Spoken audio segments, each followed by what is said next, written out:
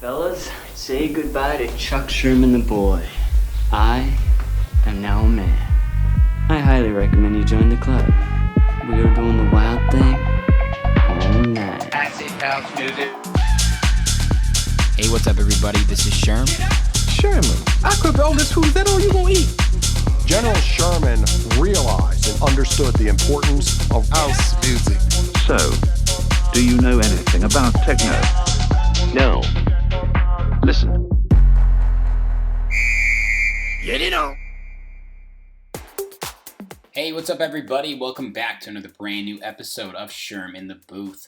I'm, of course, your host, Sherm. Today is Wednesday, August 19th, 2020. This is episode 123. 123. Let's go, baby. We are plugging right along. I am so excited about this one, guys. I have my man Randall Dean on for episode 123. We actually did this interview right before I played a set for his Critically Massive project, which is a really, really cool live stream series he's been doing with some of the biggest and best DJs in Chicago. Now, Randall has a great story, and he started DJing in 2001, and he's done so many incredible things, so he had a ton to talk about. In this interview, we discussed his early inspirations and how he got into house music, his production styles, and what it's like singing on his own tracks and collaborating with different types of producers and artists. We also talked about some of his favorite live shows he's played in the past, including clubs like the Mid and, of course, festivals like Mamby on the Beach and Spring Awakening. Now, Randall has a lot of tricks up his sleeve, and this guy has so much energy. I was laughing the entire time, and it was so awesome to actually do this over at his place. You guys are going to love this interview. If you have time, make sure to check out the video. We actually did it, like I said, at his apartment. He's got a really cool camera setup where we did the live stream. So without further ado, let's get into it right now so Randall can tell you his story for himself. This is episode 123 with Randall Dean. All right, Randall Dean. Cheers. Cheers, man. Thanks for having me. I'm excited to be here right now. What a beautiful view. I just said to you, I feel like I'm actually in the lake. It's a good feeling. You've been here for 7 years, you said? Yeah, we're coming up on, I think November will be 7, so 6.5. Well, it's such an honor to be part of the Critically Massive live stream series. Obviously, it's a weird time in the world right now for the music industry, and I want to acknowledge you not only for doing things like this, but I've been following you for a few years, man, and you've always come off as one of the biggest hustlers in the Chicago scene. Thank you. I get that a lot. I mean, seriously, you've been doing this. I was doing my research today. Since about 2001, you got into DJing. Yep. It's almost 20 years of experience, man. I know, it's crazy when you have to tell, like when you go back in retrospect and you start, people start saying things like, oh yeah, I've known, Lady D since 1995. Oh my God. Yeah. Like, Yep. I had Michelle Blue 9 on the show before, and we had a few conversations like that as well. But it's honestly a huge reason why I love talking to veterans of the Chicago scene like you and her and RJ, of course. You guys have a real grasp on the timeline of house music specifically in Chicago, right? Like, it's come a long way since the warehouse days in the 2000s, 2010. We're here in 2020 right now. Yeah. It's a lot different, right? It really is. I mean, when I started as a raver kid in the 90s, when a lot of the people that I currently hang out with were born, it was people breaking into an abandoned warehouse and stealing power from the place next door. Hell yeah. You used to have to call someone's beeper the day of the party to get the location of a place to go and wait for a bus to pick you up and take you to the party, and you leave your cars in this parking lot. What? Little did all of us privileged suburban kids know how much danger we were in. I mean, 16, 17 years old, Harvey, Illinois, highest murder rate in Illinois at the time. Jesus. Tripping our balls off in a warehouse that wasn't okayed by the person throwing the party there, and that was every weekend, sometimes twice a weekend. Here you are talking about it right now. Yeah, I survived. Yeah. I survived. So you obviously are a Chicago guy. Were you born here then? No, but I've lived here longer than anywhere else, so I consider it my hometown. Absolutely. What does Chicago mean to you then?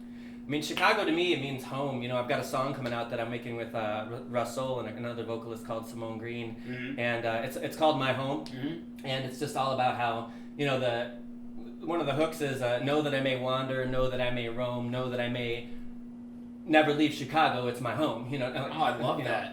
And so, or something like that, and essentially, no matter where I go in the world, this is always going to be home for me. It really is sweet home Chicago for me. I just can't imagine.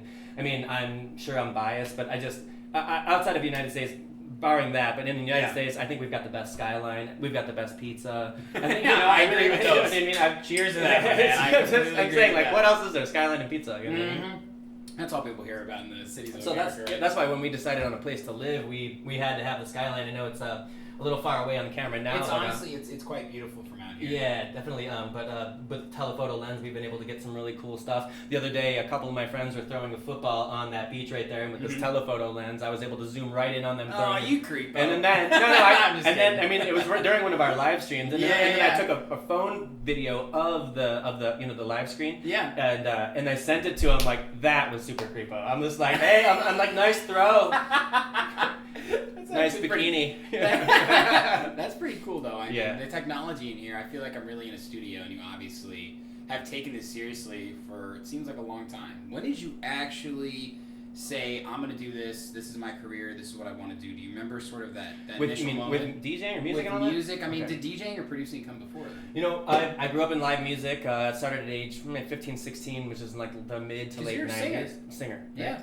And my girlfriend was in a band, and she just kept not showing up to practice. And my best friends were in the band, so I'm like, mind if I sit in? Yeah. You know, I was into like, you know, I don't know what to call it, like beatnik, spoken word singing, like Michael Stipe, REM sort of stuff at the time. Yeah, sure. And I'm a really wordy guy anyway, and I really love stitching expressions together, like taking two old-timey expressions and putting them together into like one thought and making it something completely different than either of the two expressions, Yep. or something very ironic, you know, so I was always just sketching that stuff down, and really I always sang in my car. I was never like formally trained. And, Sure.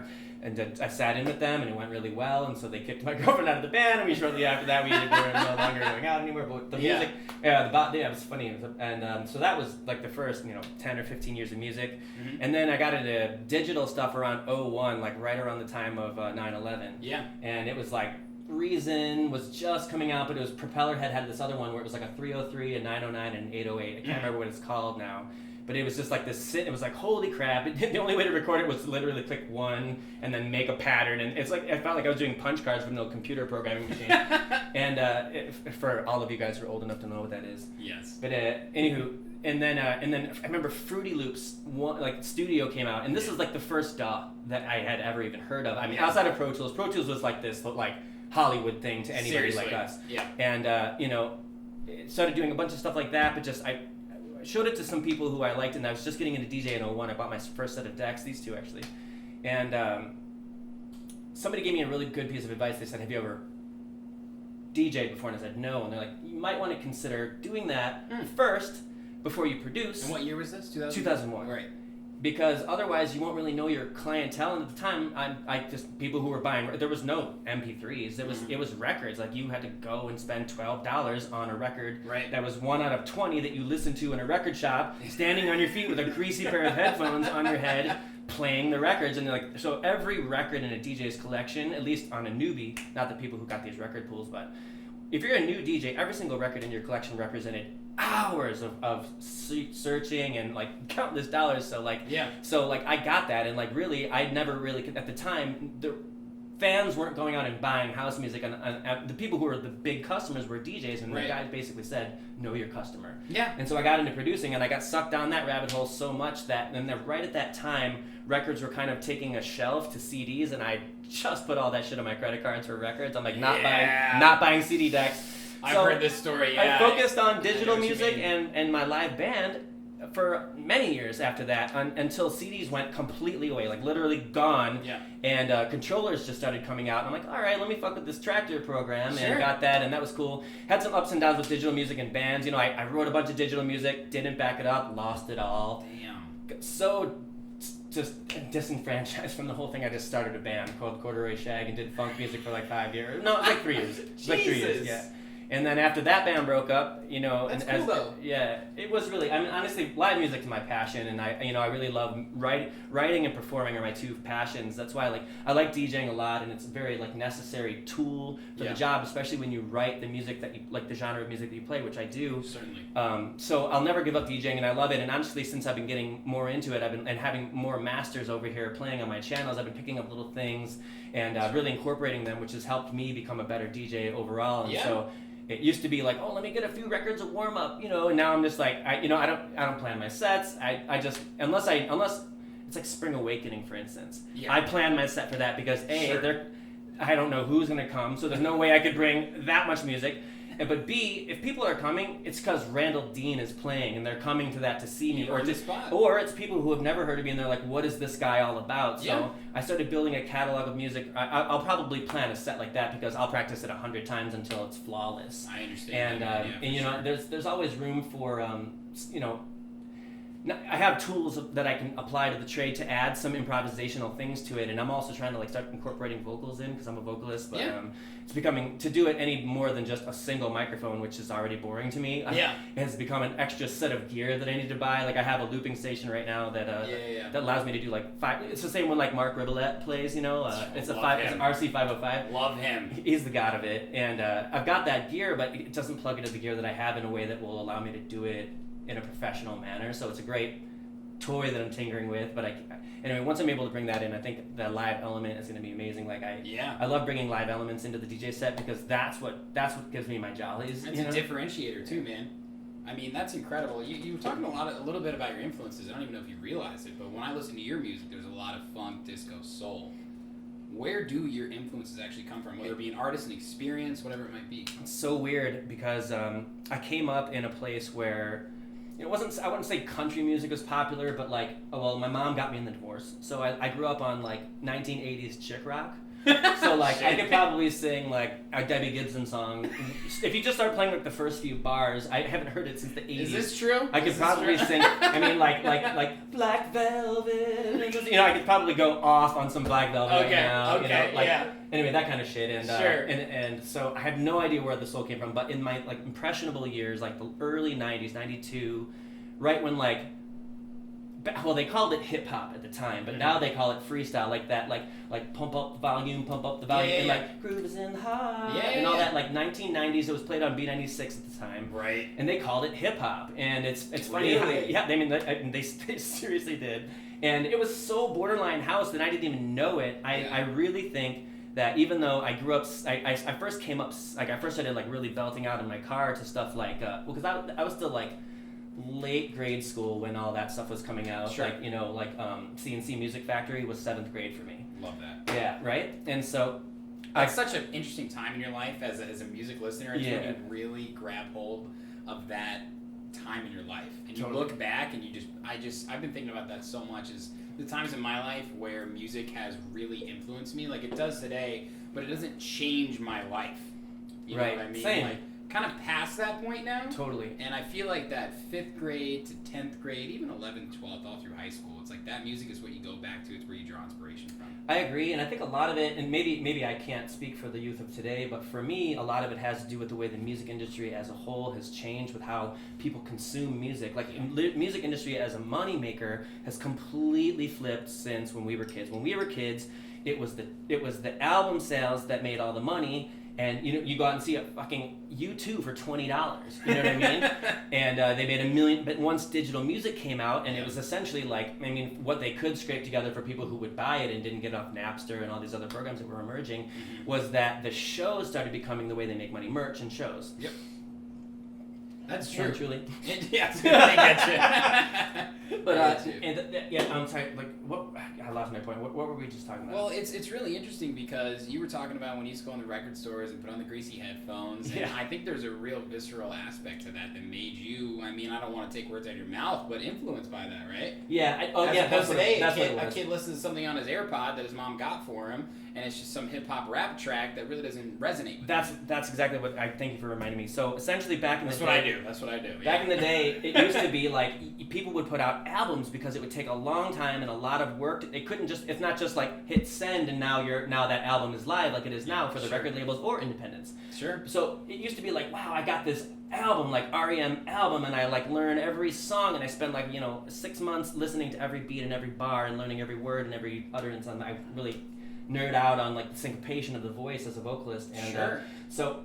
I think I really got a lot of influence from that early '90s stuff, which stuck around throughout music takes a long time to go away. So, but just that groovy, like it's almost like post-house, you know, for a minute there. Like, I mean, I know there was house going on at the time, but in the early 90s, what was like the rave parties was all about like techno music and acid house, like music you could take a hit of acid to and not wonder why we're singing, like, why are we doing gospel now? Like, why are we doing, I didn't even get house music back then. I found a Craig Alexander tape that was called Underground Disco, one of those mixtapes that you used to get with like the one color label. I don't know if you ever hear that. They have these tape stations. Anyway, I found one at a rave, and I listened to it. It's an Underground Disco, and I'm like, okay, all right, disco's cool. I like Michael Jackson, whatever, you know. And I listened to it, and I'm like, what is this? Threw it, like, literally 5 years later, came back to it. I was like, damn, Craig Alexander, like, I like freaked myself out because I'm like, I forgot I had this shit. And it's like my jam now, because you know when you're taking acid, it's like and that's cool because that music can take your trip on a journey. But like that was the drug of choice back then. I mean, I didn't do any of the other designer stuff back then with weed and acid and maybe shrooms, but sorry, Mom. It's okay. I'm just kidding. She knows. What years were that then? The 90s? That was like the 94, 5 is when I probably hit my first rave. That was like 16, 17. Well, you know, there was a lot more intense shit going on then too. I mean, that's really when Chicago was kind of taking this turn. Again, to bring up Blue 9, we had a deep conversation about really that transition for music and how influential Chicago was on the rest of the world. Still is, man. It really still is. It's crazy when I went to ADE last year. First, like I got invited to play a show with RFK Productions. Rhonda and Coco, they're super great people. They do a lot of shows on the South Side. Mm-hmm. And Russell invited me to play. They had like an opening on the lineup, and I went, and it was nuts, man. It was a complete. It's like people are like, oh, you're from Chicago, like you must be good. Yeah. You know, and it was really like I took full advantage of it. Not just I wouldn't say advantage. I basked in it. You know what I mean? And the crowds there, man, nothing but love for my Chicago crowds, but man, the crowds there, like in Chicago, when I play my original music, even though I was confident enough to get in, like, and the record label signed it and all that, and I'm like, here it goes, hope they like it. And in Europe, I played a set of almost all original stuff, and every time I dropped an original song, people were like, getting off their stools, like, hold on, like putting their phones down and like dancing. They're like, this is something we haven't heard before. That's what it used to be when I came up in rave parties. It's like whenever it got to be too many songs you'd heard, that's when you'd go to a bathroom break or go, you know, find your dealer or whatever. but it was like I wanted to be schooled, and like as a DJ, that's what I always looked for too. Because, and this is even pre-Shazam. I mean, like I just wanted somebody to take me to school when I was on the dance floor, and now I feel like if you don't throw in at least a few like recognizable things, you might lose like a lot of people. But in Europe, it was the opposite. The less recognizable I played, assuming the same level of, you know, quality music, the more engagement I got out of the crowd, and it was awesome, man. It was awesome. Incredible. And we could have a 5-hour interview about the difference between, you know, Europe and America. And I've interviewed a lot of Europeans too and Canadians as well. And America is just such a different culture. But I want to ask you more about your music. You were just talking about it, right? I brought up a lot of disco elements. I want to know your music making process as someone who's actually a singer as well. How do you like to collaborate with other people? What's your process like in the studio? You know, give me the down low. Well, you know, I've been dabbling with the digital music for a while and didn't really go anywhere with it. You know, I've been trying in bits and pieces to get better at all because to be a producer is such a, first of all, super vague term. So true. But the way that a lot of people consider being a producer in my circles is you make the music from start to scratch. Yep. All yourself. You can source musicians. You may be able to bring samples in, but like in the quality stuff, you try to do your little sampling of other like sample packs and all that stuff. I try to stay away from that. Right. And so I didn't realize how much because I had been in songwriting for a long time, but I was a singer and I didn't know classical music. So I took a year to learn theory and on a keyboard, and then I applied that to MIDI. And then once I got good at that, you know, then it was just all those ups and downs with losing the hard drive and stuff like that. So I slowly inched my way to it. But what I got my first shot singing on a track called "Let It Go." Aaron Davidson. He's like, I want to do a vocal track. He was really into like progressive house at the time, like leaning towards trance. But we did a track together. It was great. It got signed. It was on Semi-Trance Records. I don't know. I still to this day don't really know like how big of a deal that is. It's been relicensed a dozen times. Like I went on iTunes the other day and I typed in my name just to see if my new one was out yet. Yeah. And I just dropped a new one, and it was like that song on like 10 different. I'm like, what? Nice. I'm like, hey, whatever. Like, you know. But anyway, it's not. I mean, it's definitely a good song. Not like what I play now. But then after that, I got the bug, and I literally, and I've been doing music for 25 years and almost given up many times. I literally said, fuck it. I put 4 hours a day in, 5 days a week, for 8 weeks, and I got signed to our first record label after that. And I was a song called, I thought about it. Takes, right? I know, man. It was just like, I was doing, I learned a lot in real estate as a realtor, which I was for a while. Mm-hmm. And one guy said, if you want to make full-time money, you have to put in full-time work. Sure. You know what I mean? And so I did that with me. I applied it to music, and I'm just like, holy shit. Trying hard not to think that I wasted the last 20 years of my life. Whatever. I didn't. Obviously, you got me here. Sure. But I'm just saying, like, I put in the work and put out a song using Ableton stock everything, no samples, all music that I made myself. I used a couple of drum samples because I don't have drum kit to sample. But, yeah, sure. But I put it out, and Steve Hurley and Skip, the owners of the label, were just so like warm and receiving to it, and I was like, holy cow! And they took a chance on me, and I think like one of the only crackers on their label, so I was very blessed. Real talk, if I'm being honest. And Lady D actually forwarded my song, so I'll be forever in her debt for that, and forever grateful. And they wrote and put a couple of songs out of them, and that went really well. And then I went to ADE, and the people from Let There Be House Records, which in it together, sister labels, who are big deals. Like they both just put out summer compilations. 2 weeks apart, they both reached #1 in the UK charts, on UK dance charts, #1 album. And on the In It Together one, that was my most recent one, which was July 3rd, came out. It was on that album, so I had a song on a #1 album. What the hell? I know. And then Who is this guy? And then 1 week later, SNS Records put out a summer compilation, which I had as one of my previous works of theirs, and that got to #1 on TrackSource. So it was like July was like pow pow, I was like. And I know I didn't get there on my own, and there's a whole group of people. I mean, like, Maurice Joshua on the SNS one, like Grammy Award winning. Yep. So I know that I'm like I'm like clinging to the coattails of these amazing producers, but it just feels amazing that like one of my top level goals and mission statements when I got into this was to make the kind of music that inspires the people who inspired me. Like, I want to see, I want to see, Derek Carter be like, damn, that new Randall Dean track, or whomever. I want to see some people who play the music that I play, like, different DJs evolve, like one DJ that I came up like listening to that used to play a lot of house music, they're into like real, like more like tack minimal kind of stuff now. So I hesitate to say like, this is the DJ I want to be like, you've arrived because they play it. Like, sure. Just even like, I was at Smart Bar after one of my songs came out on SNS, called, I can't remember if it was Penthouse Suite. I thought about it, but T Mixwell, I had just given her a thumb drive, at like a Tuesday night show that Russell took me to. Yeah. And I just handed her a thumb drive, and then I went to Smart Bar the other day, a couple days later to support her. Wasn't like, hey, I'm coming to your show. Right. It wasn't like that or anything because I didn't know her that well yet. And since then, we've become friends, and she played here for Taste of Randolph. Super cool, fucking amazing DJ. Anyway. She played it at Smart Bar, and people literally got off their stools, and they were like cheering her on. Yeah. For my track, and I was the entire time I'm like, don't run around telling everybody it's your track. Like, I was just like, and sitting in the back being like, yes. It was just like, it was all I could do to not run around and be like, it's my track. And like, I did a good job. I didn't tell anybody. I had a friend do it. It's the little wins, man. That to me is more than the 5 cents per copy I've made off the sales. Yeah. I really, honestly, like, I never wanted music to ever be what paid my bills because I almost was there one time and I tried being in a cover band and I was just like, no. It's not you. I can't do it, man. It got to be where, like, we were stressing out about practice and we were stressing out about gigs, and it's just like, once you add stress and money and stress is kind of the same thing for me because I grew up poor. Yeah. I grew up financially challenged. Sure. I would say upper lower class. We weren't in a trailer. That's fancy. Maybe a few paychecks away from a trailer park, but never there. Sure. No disrespect to all my trailer park homies. Hey, I love your mama. Right. I'm just being real. Like, going out to dinner was like KFC across the vacant parking lot. For sure, man. Humble beginnings. And honestly, it's great. It taught me the value of a dollar for sure. But anyway, yeah. So, yeah. I'm trying to figure out like where we left off. Bring it back.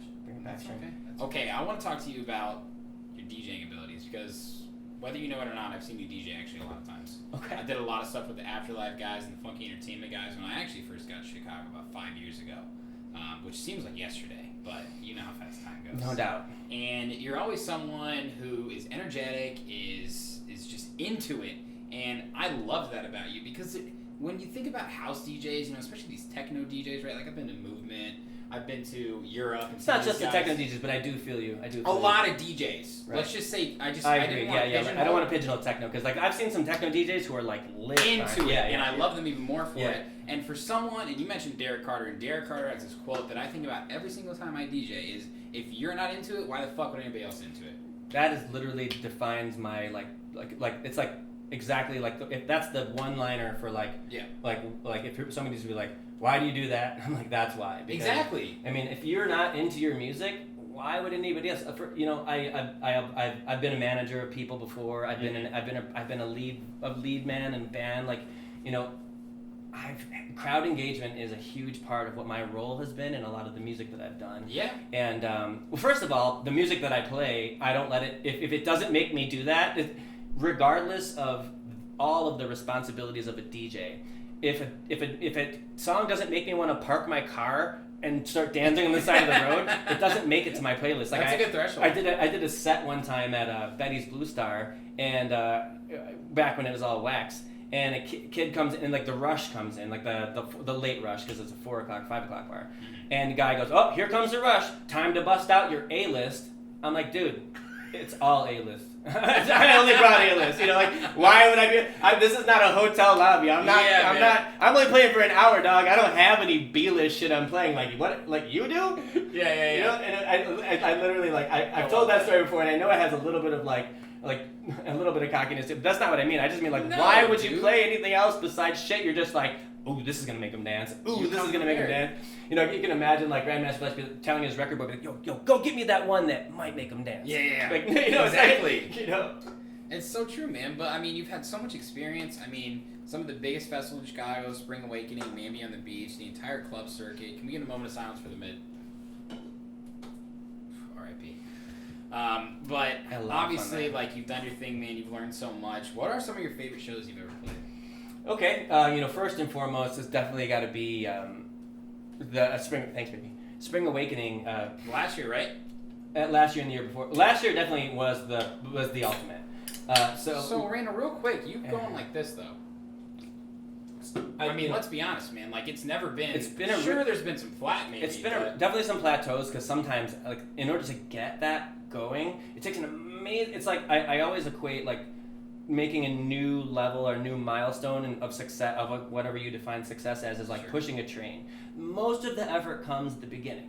Yeah. Once you get it going, you can keep it going. But sometimes it takes so much effort just to move one step up. Yeah. That I just like to just coast for a minute. You know what I mean? Sure. And I'm guilty of that because I should be putting out way more music, and I know I can. And sometimes I'm like, holy shit, I just binged that whole series. I should have written that. You know what I mean? But fuck, it just feels, honestly, man, you know, people are always like, how much is enough? Like, I really feel like right now in my life, if you could hit pause on my level, I mean, I would definitely love to get more notoriety in music and bigger gigs and stuff like that. From a financial perspective, I don't need to, this is more comfortable than I ever lived. This is more comfortable than I could ever have conceived. When I was a little kid in the scenario that I described to you, you know, in the vacant lot and all that, I could have never dreamed that I would be living on Lake Michigan with a view, an unobstructed view of downtown. I mean, you know, we're not like right downtown, but like we see beaches and Navy Pier fireworks and shit. I mean, like, dude, it's like incredible. I didn't even know Navy Pier existed when I was growing up. I mean, and now I got like a view of it, and it's just like. So I honestly feel like, as far as like financially speaking, you know, if we could figure out a way to stay this good for the rest of our lives, and you know, I'm making moves in the back end, you know, like you know, blah blah blah. But as far as the music stuff goes, to answer your other question, the best set that I've ever played was Spring Awakening 2019. I closed out the whole festival. It was me and Cascade. I'm sure there were some other people there, but But it was supposed to be Martin Garrix, I think, but he busted his ankle getting off stage at Ultra, I think it was. And he jumped down off stage. It was like, or whatever. Something happened. I forgot about that. Put out a statement, and then they're like, okay, I guess we'll get Cascade. It's like, we'll get Randall Dean. No. He was playing, of course. But the Corona Electric Beach stage, which is in the bubble. Yeah, the bubble, right? Oh man! So it's like an air-conditioned beach stage. So it's like they bring in sand. Yeah. So you're immediately just regretting wearing shoes, but it's awesome. The staff for Corona Electric Beach are amazing, and every single time that I've been there as a guest, I've had a good time. Air-conditioned dome in the middle of summer with sand and they bring real palm trees in. It feels awesome. It's amazing in there, and they prop you up so you're just above it and you can see it all. And I decided that at the last minute I saw this trumpet player online who just blew me away. And he said he's looking for people to collaborate with. I'm a live musician, so I'm usually begging live musicians to play with me, let alone sample and stuff like that. And he was putting out a call, and I watched him just solo trumpet for like 10 minutes. And I'm like, I hit him up and I was like, hey, come over and practice with me. And if we click, I'll bring you with me on stage at Spring Awakening. Nice. And he goes, bet. So he came and we played here 4 p.m. It's the only time I ever had cops come to my house. His trumpet is so loud he didn't have the muffle on it. But we practiced a couple times, and then I sent him a practice mix because I had definitely planned out where I wanted to go with it. Sure. And I sent it to him ahead of time. He rehearsed on his own, and he got up there with me. And we just because I knew I was going to be going against Cascade, so I didn't want to. And I play a little more. Cascade's evolved into a different place there than it used to be. Like, he used to be more housey, now he's more like progressive and EDM-y, which I really love too. And that aside, I also was playing a little more like hyped up shit that I normally play at the gig because it was the last week and I didn't want to be playing chill house music. Sure. When everybody's like, it's like, should I go or should I stay? It's like, all right, this is gonna put me asleep. I'm gonna go. I wanted people who were like, this is ratchet. All right? Yeah. So I'm like, I wanted to do something different than what people might have got. I don't want to just play a watered down version of the Cascade stage. So Tomcat Trumpet, thank you for playing. Oh, is that who it was? Yeah. Oh, and, absolutely. He's awesome. He's dope. And so he got up there with me and just wailed, and it was great, man. I mean, so many people that I was just like, I didn't even know you really cared enough. Like, seeing people that I'm just like, I just figured, like, why would you miss Cascade to see me? I wouldn't even. Anyway, it was amazing. That was my favorite show of all time. Dude, one of the most proud moments. And also the year before. I gotta say thanks to Dom and to Martin for having me out React. You guys are awesome. Thank you so much for noticing me and taking note of me. Those guys are obviously some of the hardest working people in show business.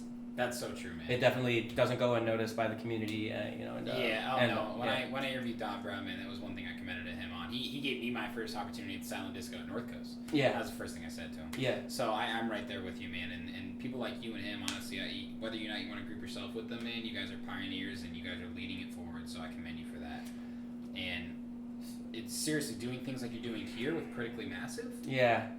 You're giving a platform to people, man. Why did you decide to do this? Where does the name come from? Like, tell me where the inspiration is. I'm glad you asked because I wouldn't mind touching on that a little bit. One quick thing though. Two other really quick ones. The year before Silent Disco, that was my first time playing a big festival. That was amazing. Silent Discos are fun. Yeah. I remember when Martin, I was at React lunch break, and I had not been trying at all. Haven't been like putting my hand out to try to play Spring Awakening, even though a lot of my friends had. But he just came up to me at React Spring at noon. We were watching maybe Derek Specs and Rami had they did their Rituals tag team set there. Sure. And Martin just comes to me and goes, "Hey, thanks for coming." I'm like, "Thanks." He's like, "Oh, by the way, we got you on Spring Awakening this year." I was like, "Cool." Good talking to him. It was like, "Wicked what?" It was like that, and no one was there with me. I was there solo, so I was like, "Who do I talk to?" I'm like, "Honey, wait a minute." I was like, I don't want to believe it till I see it on the flyer. And it took forever to get the flyer, but I was like, I'm like, I'm not. I let it slide, but until they were announcing that I was playing, I wasn't trying to tell anybody because I just learned the hard way. Dude, and never announce. Yeah, exactly. 100%. Shit happens, and oh, we had to cut that stage or whatever. And I don't like to let myself get too worked up. And then one other one that I can really remember is the first and only time I played Smart Bar. It was back when it was all vinyl, and my buddy Adam Nelson, Sambiance, he got me the gig there, and I was just like, holy shit, dude, I'm playing Smart Bar. That's legendary. It was like 2002 or 2003. So CDJs didn't. No, there was no CDJs. It was all right. Yeah. I mean, maybe they just started coming out, but I played on wax there. It was the turntables were two techniques were like really jam. Oh my god, I know, right? I mean, for those that are listening that don't know about Smart Bar, and I've had a lot of people that DJ'd Smart Bar, and it's a huge conversation piece because I know how instrumental it's been in the Chicago scene, and just hearing someone like you say that, like, it's awesome. Yeah, definitely honorable mentions go to the Mid. I had great times playing at the Mid. Of course. Rick Martinez, he did this thing called Battle of the Beasts, and Randall Dean and James Dean. We battled or whatever. We just tag teamed basically. It was dope. I mean, I was dressed up as like a big hairy furry. It was like the Halloween too, so got the DJ 95 degree heat with like a fucking hairy beast mask. I don't know. Anyway, it was great. It was great. That's Anyway, hilarious. That's hilarious. Tell me about Critically Yeah, Massive. Critically Massive. So, when we first got started we spent the first couple of weeks of quarantine, just kind of like, we thought it was going to be like, we're like, oh, United States, we got this. 2-3 weeks. So we're like, let's party. So we partied for like 2 weeks straight, like complete degenerates. A lot of drinking. And Everybody did. It's okay. yeah, because we're Everybody like, we thought this was just like a vacation. Seriously. And then a couple weeks after that, it just was like getting worse. And we're like, oh shoot. I'm like, great. Having Melissa home's great, and she's having to learn how to do this e-learning because she teaches. Okay. And so we had to learn that. Luckily, we're blessed with amazing upload speeds. Mm-hmm. I mean, because that is like one of the quintessential keys to making a good quality stream is having a great upload speed. Absolutely. Which just happened. The package that our building forces us to buy, it's amazing. Like it's great. Anyway. It's a blessing. And so I started off like everybody else did with. Luckily I had the sound gear from my recording studio, which is in the room over there. But I brought one of my old sound cards out because I upgraded, and so I brought the sound card out. So the sound was amazing, but the cell phone footage was just okay for me. I was doing like frame loss where it like clipped a little bit. Sure. You know, on like certain lighting, fine, but that room over, and we live on a corner, and it's so much light behind that it was impossible to get good lighting during the day. And like we wanted to try to take advantage of the lake and the water and the view, but we took every single bright light bulb we had and put it on tables and shit behind the camera and lit, and it didn't. I was, even me and my my milky ass was still a shadow dancing in the foreground. And so, you know, we've been through several rounds of like upgrading our equipment. They just like bought a whole set of lights and a whole set of cables and everything that went with it. Sure. Not bright enough. Sent those back. Brought another. So like literally like, and this is over the course of a month. I started so from like about, I would say probably we're on week 8 for our podcast. So very notable people. So about thank you. Yeah, so 8 weeks ago I was live streaming from a cell phone in the other room. And I know what you mean. And now we've hosted, you know, like 25 hours of Taste of Randolph Street, which is amazing. I had like all-star cast, DJ Psychobitch, Terry Bristol, T Mixwell, Steve Maxwell, like so many other names, you know, like Eric Welton, Immaculate rather, and Julius Madthinker were here. Like 25 hours without a hitch, full HD, and it was just awesome, man. And you know, so it was great because it was an opportunity, because they're a charitable foundation that their Black Friday is this event, the Taste of Randolph Street, for their fundraising for the community organizations and all of their stuff. And so when she called up, she's like, Carla, super amazing girl, who has been a woman person who's been doing all of that for so long and like leading the family of Taste of Randolph. She's like, well, you know, basically she said like, you know, there's a lot of DJs, we're gonna try to squeeze as much as we can. Which day would work for you? I'm like, let's just do all 3 days. Yeah. And I could hear like knots unknotting on her back of her neck, and like next thing we know, we put the lineup out. Literally, we did it in 1 week. That's awesome. And it was great. It was the first time I'd ever had all 4 cameras going, and I was like, you know, there was a bit of nerves, but it was great. So the reason that really propelled me beyond more than 1 camera for myself, other than just being a nerd, 2 could have been fine. Yeah. Was that I started seeing people like I don't know the DJ's name, and I wouldn't have name dropped anyway, but I saw on Twitch has become like the go-to underground for like live streaming, because for whatever reasons, I'm not here to advertise, but anyway, Twitch is basically where it's at. It's the best option I found for a lot of reasons. But anyway, I would go on Twitch and I saw Desert Hearts, and they had 16,000 people watching live. Yeah. And it was a DJ who was in like a frumpy pair of shorts with like his like, just like, I mean, all right, his own personal hygiene aside, he was playing in a room that looked like the small bedroom of a Chicago 2-bedroom with like a, you know, with like a bathroom. You could see like a bathroom door open with the light on in the bathroom. Oh, Jesus. The toilet seat was open. In the background, there's a twin bed with dirty laundry on it. And the only lighting in the entire room was the bathroom light. 16,000 people? And there was 16,000 motherfuckers watching. I was like, I'm like, nope, not Chicago. I'm like, if I see anybody out there, regardless of our history, regardless of whether there's no history or bad history or whatever, if you're a DJ and you're trying to do something and you're trying to represent my city, come to Critically Massive, because I know for a fact that a lot of more, because Melissa and I luckily we built businesses outside of the entertainment industry. Some were impacted more significantly than others, but we've been able to keep our standard of living afloat right now just because of savings and stuff like that. So we were able to invest the thousands and thousands of dollars to get ourselves to the point where we're at right now. When you see our live stream, even on Facebook, we max out at 720p for stuff like that.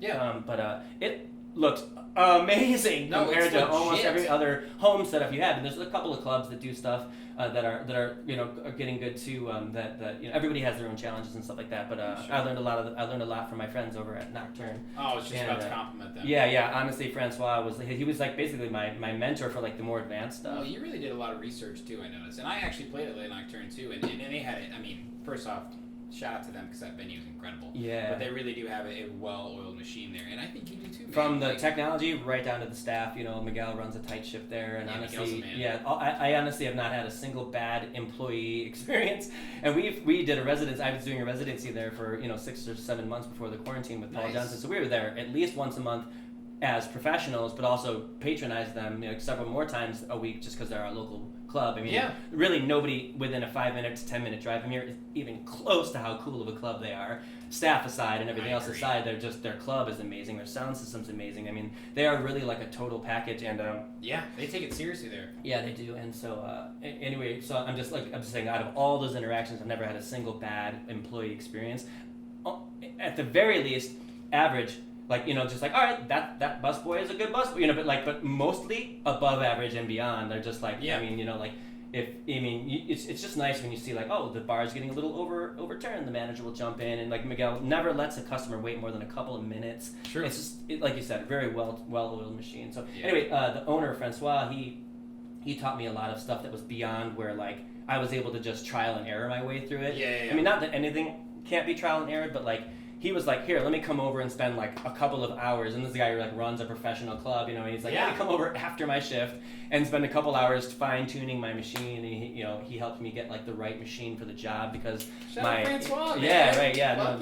Big shout out goes to him, and I'll never forget that. And so anyway, as far as home streams go, I feel like I just wanted to be like people where they see our stuff and they're just like, damn, that's what a live stream should look like. And that's actually how we got the Taste of Randolph gig. Julius Mad Thinker was over here, and he was like definitely one of the first people we have. It's to this date still like one of like the biggest notoriety and notorious and famous people that we've had here. And a good friend of his, Dave, and acquaintance of mine at the time, Dave Sabat, was watching the live stream to support him, and he sent the live stream to Carlo, who runs Taste of Randolph. He goes, see, because she asked him to do it. He's a professional photographer, amazing. But it takes more than photography to do this. Sure. And so he goes, see, this is what it should be. And she goes, well, ask him. And that's how it, and it was funny because Julius, after his set, he goes, so what's your next goal with Critically Massive? Now that you've reached this stable-ish solution to make it high quality. Yeah. And I'm like, I'd really love to get a gig for like a festival. I want a club to call me up and say, come do our club. And, literally while we're talking, a paragraph or 5-paragraph essay text message come through from Dave saying, I just saw your set, I loved it, blah blah blah, and then like summarizing the whole thing about Carla and everything. And he's like, and literally as soon as Julius left, I'm like, that's some law of attraction shit. like right there. It was like it's weird because sometimes I feel like I'm not putting enough effort into stuff, and then out of nowhere the universe is like, oh, achievement unlocked. Good job. Yeah. So. I hear you, Randall. Now we only got a few minutes left here, sir. Okay. I just want to ask you. Last thing, what's coming up for the rest of this year, man? Now that you've kind of got an idea of how the rest of your year looks. We're definitely gonna, as far as Critically Massive goes, we're gonna evolve how we're. It's really interesting because the answer has largely been based upon what phase our city is in as far as the COVID opening. True. So when it got up to phase 4, I was thinking, okay, maybe we'll phase out a little bit. We've been doing 2 shows a week, plus like a lot of a pretty frequent Saturday one-off situation where we'll just get drunk and play for 4 hours. Like me and Tomcat just open jammed for like Mike, trumpet, and Dex for like 4 hours on a Saturday one day. And once I saw that we're hitting the second wave again, and this could be locked another double what we just had, we decided to we're gonna double down on it. So now we're gonna keep the 2 shows And then we're going to start throwing in our own virtual festivals, like 1 day long festivals. We've got one coming up called Let's Get Virtual. I saw it, man. That's awesome. Yeah, August 8th, and it's going to be my friend Mana, who goes by Forever Mana, Gene Hunt, and Redux, amazing tag team disco house DJs, me, and then my friends Pest Control and Steve Noah. Opening it up for us. It's going to be an all-day-long Saturday event that's going to be good. So we're going to dive down in that, and then musically speaking, I've really taken my. I have a song that's in development right now. I never really answered your question before as far as music goes. I got to a point where I was doing everything myself when I first got signed, but I'm not passionate about the production and engineering side of things. I like writing and performing. Sure. So I found a writing partner right now, Immaculate, who I bring him the demo of the song. Like I'm not comparing myself, but just the only example I can think of, like Michael Jackson bringing a song to Quincy Jones and being sure. like, and like Absolutely. it's a great song. But you're playing in your living room with Janet on, playing like Yeah. Coke bottles like as the drums like that, and then Quincy Right. Jones is like, I got you, and Eric is my Quincy Jones right now. Sure. So, and I give him all 50% credit on all the song stuff, because to me, if you're as good as Eric is at production and engineering, that in itself is part of the creative process. And so, I'm in there like all the like arrangement decisions. I mean, we run everything by each other. It's not like I'm just like, oh, make this sound good, but I definitely could not do it without him. So we've got one in production. We're finishing up we finished up the original for that summer mix that just came out July 3rd. Mm-hmm. It's called what's it called? Anyway, it's on my page. And we've got another one that's we're about to be written. He's finishing up the dub mix for that, and we're going to start that My Home song with Russell and hopefully Simone Green if she's got a time in her schedule. But Yeah. and then Awesome, yeah. So just trying to take everything I've done and take it a little bit farther. Randall, this has been such a pleasure. Obviously, you are someone who, even though you said you're going to plateau, you're fine with where you're at now. You're still doing your thing for the love of music, man. As long as you continue to do this, I see an uphill climb for you. And thank you for the opportunity to come on Critically Massive tonight. I'm very excited. Yeah, I'm excited for your set. Yeah, it's All been right, great, man. cool. Hell yeah. Thanks. Thank you.